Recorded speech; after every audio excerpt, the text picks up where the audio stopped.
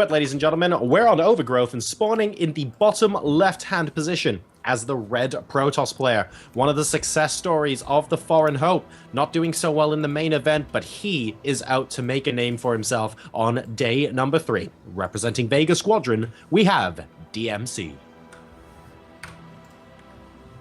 And his opponent in the top right-hand corner, representing TeamLiquid.net. He's had a difficult start to this tournament, to say the least, but this is one of the guys who, when we say he has difficult starts to tournaments, he more often than not comes back even stronger than before. He's looking to do that with a win now to propel him into the top half of this table. Can he do it? It's Snute.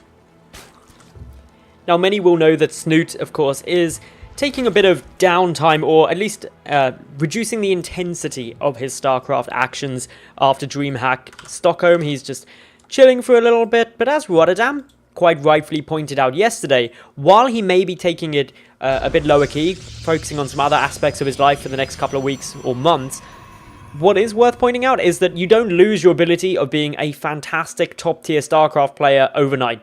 It's not like he's going to suddenly be unable to play the game or anything like that. He may not be getting the best results, but he's just going to be a little bit more chilled. And I actually really like the fact that Snute is taking a bit of time for himself, because that man works so incredibly hard. He is so relentlessly focused, and it's very easy to burn yourself out.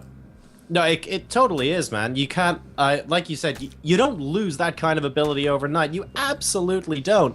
And to suggest otherwise, you know, it's just complete pish-tosh, frankly. There are some nuances that you see. Occasionally you get situations where players are like, well, hang on a second, this happened in the meta last week and you're not currently obeying what I think you should be doing. Yeah, you get bits like that here and there. But as far as your macro is concerned, as far as when your knee-jerk reaction needs you to micro 12 units at once, you can pretty much still do that. I mean, take a look at how long, for example, after winning GSLs, players like NEST and MVP are competitive. Like, that should really give you all you need to know. Now, in terms of openings in this game, we did have a Forge first come down from DmC. Unfortunately for him, Snute did open with a pool first opening, so he's not going to be at any risk of being cannon rushed. Snute is taking the gold base, though! Oh, man. Ooh. Here we go. Game on, ladies and gents. We have a gold base being taken here from Snute. Really interested to see how long it takes for DmC to spot this. Snute's going to be the one showing us something a little bit unorthodox. Now, bear in mind, the gold base does tend to be a little bit out of the way. Why do I say that? If we have a probe scout from DmC, for example, or wanting to put down a pylon to attack the natural, you tend to go via the right-hand ramp next to where the Zerg is taking out the destructible debris now, and then from there, take a look into the third base location. You actually have to go out of your way to scout the gold, and for that reason, there's a chance here that DmC won't actually scout the gold medals until basically the gold is saturated. Well, it's possible, but I think this little probe out to the left-hand side is likely to come back this way. It's certainly a very common position to put a pylon up around this area, so it could get seen. But Snute, he's doing all the right things to make sure that it's safe. He's trying to take down this destructible debris. He's working away at it steadily. And, of course, with that, it means that he's got a quicker reinforced distance to there. The other thing Snute knows, of course, is with this Overlord, he added a lot of information about the opening DmC went for. Forge into a Nexus, unless you get a cannon rush down, doesn't have super amounts of quick aggression off. What will be good to see is that Snute has spotted the Forge, is, of course, researching that +1, so he's going to be aware of potential follow-ups. Every Zerg knows that Forge fast expansion can lead into an Immortal Sentry all-in, any big gateway plays. DmC's not been afraid to use them. I mean, that's what the Overlord as well, the top left-hand side of DmC's base is for. Because Snute knows, hang on a second, +1 is being researched there. So I'm going to, at some opportune moment, just fly into the main, see if there's a whole bunch of gateways, or if you're going to be going for that fast robo. He's going with the Happy Zealots again. The 3 Happy Zealots. Okay, basically, he did this yesterday, and he's going to go past the gold. He's going via the gold. He knows, and there we go. Now he's seen the gold. The Happy Zealots. This was done yesterday up against Scarlet, actually. No, it was done up against NMrUUG when he played NMrUUG before.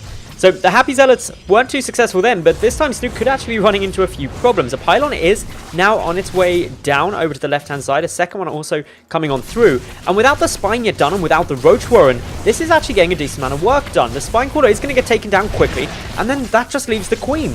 Wow, and all of a sudden this gold base is going to have to be vacated. Now bear in mind, some minerals have actually been mined from this gold base already. There's a chance that the hatchery at least has paid for itself, but really he wants a lot more purchase of this. Here come additional links. The Queen and the Mothership Core going at it. The Mothership Core at the moment coming off worse for wear, and he's going to have to move out. The Zealots, though, if they take out the links, they will be able to clean up this Queen. There's the second Queen, just in the nick of time, and I think her comrade will be saved here. He needs to keep running, though. Queen is able to get away, just no additional warp ins there from DmC. In terms of the resources lost, slightly more down for DmC overall, but Snute did take some losses there. 16 lings were able to die, but 4 Zealots and a Mothership Core. Oh man, here come the gateways, dude. The 3 more gates there. The Overlord at the top left of the base hasn't actually spotted what DmC is doing yet. We've got +2 and Blink on the way. There can be absolutely no doubt in my mind the timing that he's going for here. The trouble is Snute already has the Roaches coming out. This would have worked a lot stronger if the Zealots came out quicker. He did have 4 gates when the last 3 Zealots were picked off, but didn't warp them in instantly. That means that Snute's had chance to get that Roach Run finish. He's got a decent number of lings out. Speed is about to kick in. And so, while pumping out these Zealots is good against only Zerglings, with the Roaches coming, it's going to be so much more difficult. Nope. There was so much micro to keep that Queen alive. And you know what? With the Roaches coming, this will be more difficult. But at the same time, with the Roaches coming and Blink completing, I think that could be a massive challenge as well. I think Snute has a lot of work on his hands if in the long term he wants to keep a hold of this gold base. Those Happy Zealots are doing a lot of work. And I like the fact that the Stalkers are just picking off a drone or two in the meantime, going, well, hang on a second. If I pick up one of these while everything else is fighting, that's worth a lot more to you than a normal, you know, a normal third base drone. So I'm just going to go ahead and pick off 2 or 3 here or there. The total killed now, you know, only 2, but he now has a chance to snipe off a lot more. These Stalkers are going to be quite irritating. The Hydralisk then is nearly finished. The important thing for Snute is that he's going to be very acutely aware that his opponent doesn't have a great economy behind this. And so if he gets out some more Roaches, some more Lings, and keeps this third base alive, he's actually quite safe. But that's going to be hard to do. More Blink Stalkers coming on through. The Mothership Core is back on the field, giving high ground vision. And it does have enough energy for a mass recall. Yeah, and well, we'll see if he needs to use it here. Blink is complete. +2 is complete as well. That's a lot of army, frankly, to deal with at the moment. There is... Wow, we've got the Time Warp as well. Are we going to see the Blink back from the Stalkers? Yes, DmC starting to micro. Drones coming out as well. Snute knows how unbelievably important this battle is. A good concave coming out there from Snute. But look at how much damage these Stalkers are doing. They can continue to kite the Roaches back. More and more production coming out. And Snute definitely has the advantage in terms of numbers. But DmC is being rather cost-effective right now. These couple of Lings are going to be very, very helpful. They just tie up some of the damage. There's also Hydralisks coming through. They're focusing the Mothership Core. That denies high ground vision. That's vital. In addition, Snute is thinning on the ground, but so is DmC. The Hydralisks are just a better composition against this. DmC losing a lot of Stalkers, and Snute bought himself enough time with the little drone pool to get out these Hydras, and that's what's allowing him to be so strong here. Wow, well, there's a couple of things I think that went on in that engagement that were really important as well, Mattles. The hatch never died. That's a lot of additional larvae that he can use to reinforce now, and with the DPS from the Hydralisk, coupled with killing off that Mothership Core, like you mentioned, I think Snute's in a comfortably defensible position now. I don't think DmC can keep this up. No, he's losing all these Stalkers. Army supply is 14 to 45 in Snute's favor. Snute, as long as he doesn't do anything silly, is home free. At the moment, he's already gooping up this third base with creep spread from the Overlord. He's got his 4th finished. His drone count is a little lower than you would expect at this stage, but it's been at the gold, and that means that he doesn't need as many drones to get the same amount of income. It's only really gas he's lacking. Yeah, I'm trying to think of ways where that engagement could have gone better for DmC, Metals, and I guess what comes top of mind is maybe if you're in that position, I guess you can go snipe the hatch, move back, consolidate, see where you go from there, perhaps. But it's really difficult to judge when you might be in a kill position. But that definitely wasn't the case there for DmC. And now Snute on the counter-attack here.